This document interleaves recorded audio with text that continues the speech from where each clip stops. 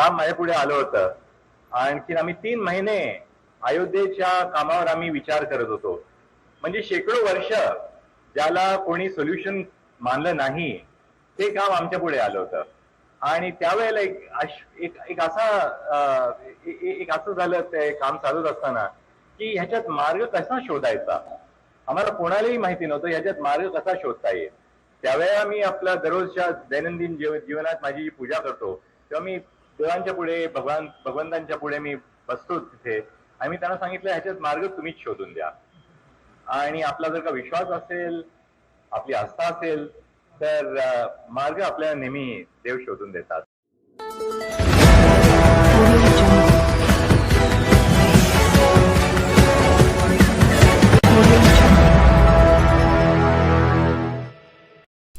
जय भीम दोस्तों, मैं सत्यपाल, आप देख रहे हैं द मूक नाइट में आपका स्वागत है।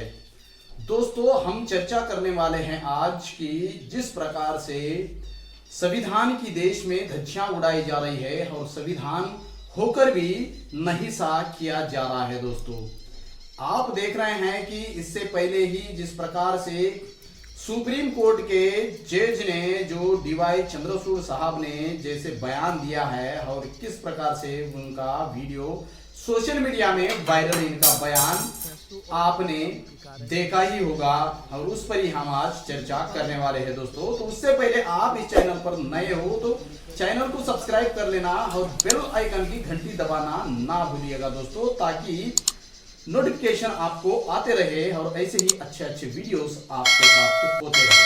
चलिए दोस्तों, शुरुआत करते हैं आज के इस वायरल टॉपिक को। दोस्तों, जिस प्रकार से राम मंदिर का जो निर्णय आया था 9 नवंबर 2019 को, जो बाबरी मस्जिद जो थी और उससे पहले बाबरी मस्जिद से भी पहले 500 साल पहले जो वहां पर जाई थी और इसका इतिहासकारों का कहना यह था कि वहां पर एक बौद्ध नगरी थी और 19 को जो बाबरी मस्जिद का फैसला राम मंदिर में तब्दील करके दिया गया है, तो उसके पहले वहां पर जो ईंटें थी, वहां पर जो इतिहास था, उसके ऊपर क्यों चर्चाएं नहीं हुई, इस पर भी बड़ी चर्चाएं हुई, बहस हुई, सोशल मीडिया में भी चर्चाएं हुई दोस्तों। लेकिन वह किस हालात में वो निर्णय आया और वो कैसे निर्णय दिया गया वो देश के सामने है दोस्तों। लेकिन उस निर्णय देते समय और वो निर्णय कैसे दिया गया उस बात का खुलासा जो है चंद्रचूड़ साहब ने उनके गांव में जाने के बाद उनके कार्यक्रम में उन्होंने वो उनके मुंह से ही बोला है कि वह मैंने कैसे हमने वो निर्णय। आणखीन आम्ही 3 महिने अयोध्येच्या कामावर आम्ही विचार करत होतो. म्हणजे शेकडो वर्ष ज्याला कोणी सोल्युशन मानलं नाही ते काम आमच्या पुढे आलं होतं. आणि त्यावेळेला एक असं झालं ते काम चालत असताना की ह्याच्यात मार्ग कसा शोधायचा आम्हाला कोणालाही माहिती नव्हतं. ह्याच्यात मार्ग कसा शोधता येईल.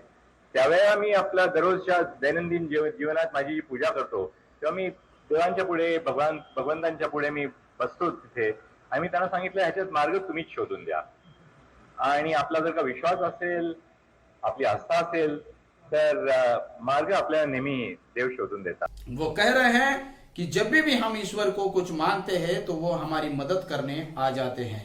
दोस्तों, ये जो संविधानिक सबसे ऊंचे पद पर बैठने वाले जस्टिस चंद्रचूड़ साहब को ये बात शोभा दी है, उस पर अनेक चर्चाओं में टिप्पणी हो रही है। वो अभी आने वाले नवंबर 10 तारीख को वो रिटायरमेंट भी होने वाले हैं और रिटायरमेंट होने के पहले उनकी जो इस बयान को लेकर उनकी जो यहाँ पर फुजुल हो रही है देश में, कोई कह रहा है कि संविधान के जिस प्रकार से कानून की धज्जियां उड़ाई गई, जिस प्रकार से उन्होंने संविधान के सबसे ऊंचे पद पर रहने वाले जस्टिस डीवाई चंद्रचूड़ ने इस प्रकार का बयान देना, यह संविधानिक जिस प्रकार से उन्होंने बयान दिया, इस पर चर्चा हो रही है दोस्तों।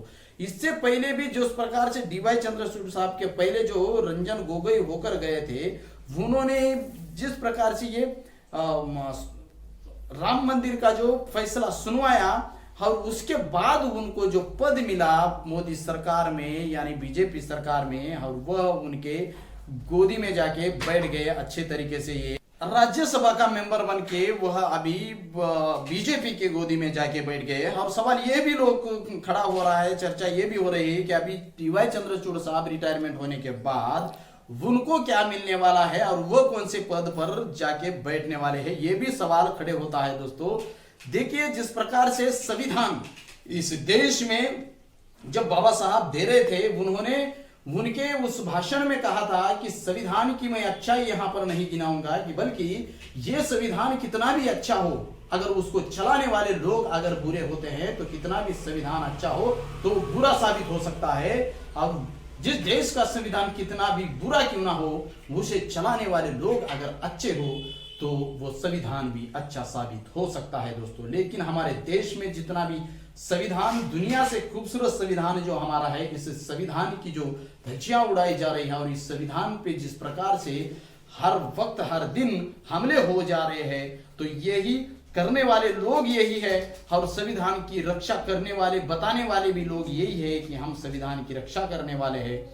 जिस थाली में खाकर उसी थाली में छेद करने वाले लोगों के आज नकाब उतर रहा है अच्छाई का। जिस प्रकार से आप देखते हैं कि डी.वाई. चंद्रचूड़ जी ने एक न्याय पालिका के देवी के मूर्तियों में भी बदल लाया है। पहले उसके आंखों के ऊपर पट्टी बंधी हुई थी, हाथ में तलवार थी और तराजू हाथ में था, तो उसको चेंज करके उसमें बदलाव क्या किया कि आंखों की पट्टी हटाई दी गई और हाथ में संविधान दिया गया है दोस्तों। तो इसमें भी टिप्पणियां बहुत आ रही हैं कि वो जो न्याय की देवी थी वो निष्पक्षता से न्याय हो और दोषी को सजा मिले, इसलिए वो प्रतीक था। और अभी जो देख के फैसला किया जाएगा कि कौन बड़ा है और कौन छोटा है और कौन किसे छोड़ना है और किसे जेल में ठूसना है, और कुछ भी हेयरिंग ना होते हुए, उसका टेबल पर केस भी ना आते हुए 4-4 5-5 साल किसको जेल में वैसे ही रखना है, यह देख करके अभी न्याय की देवी क्या इस आगे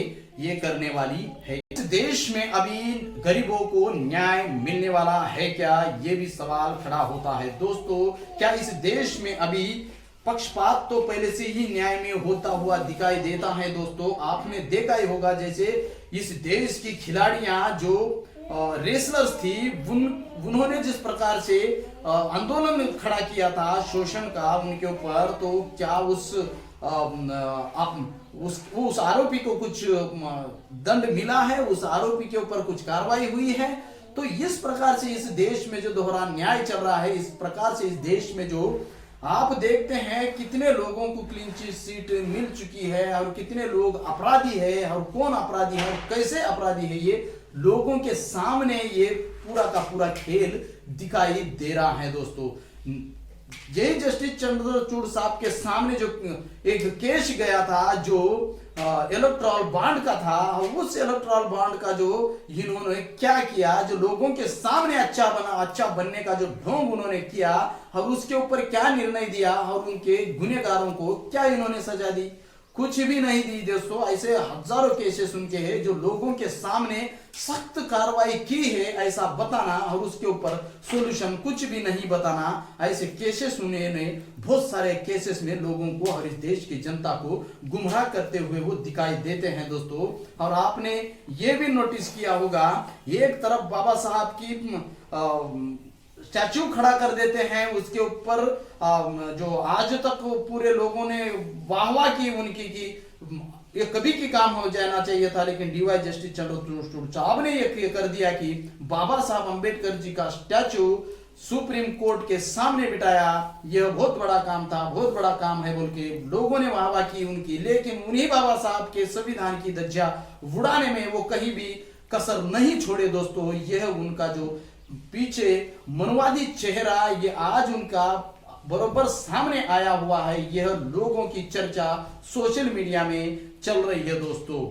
जिस प्रकार से देश का संविधान जो सभी के लिए समान अधिकार देता है, सभी के लिए समता, स्वतंत्रता, बंधुता और न्याय की भाषा करता है, और यहाँ पर उसी संविधान की हर रोज खिल्ली उड़ाई जा रही है, मजाक बना दिया गया है संविधान का, और जो मन में आया वह निर्णय ये ले रहे हैं दोस्तों। और इससे पहले आप देखते हैं कि नरेंद्र मोदी जी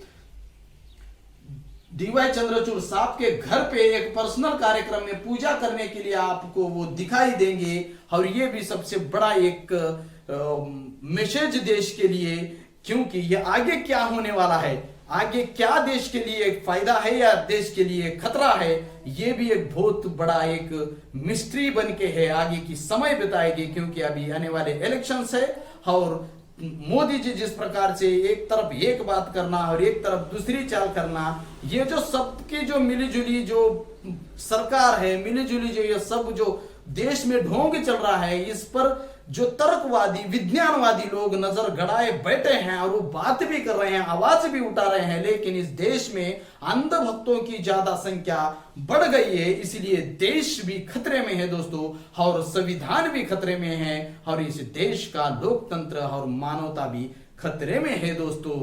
जुड़े रहिए अगले वीडियो में, ऐसे ही जुड़े रहिए दोस्तों झूठ का पर्दाफाश करने के लिए इस सत्य के सफर में द मूक नायक के साथ। मूक नायक आपकी आवाज बनेगा।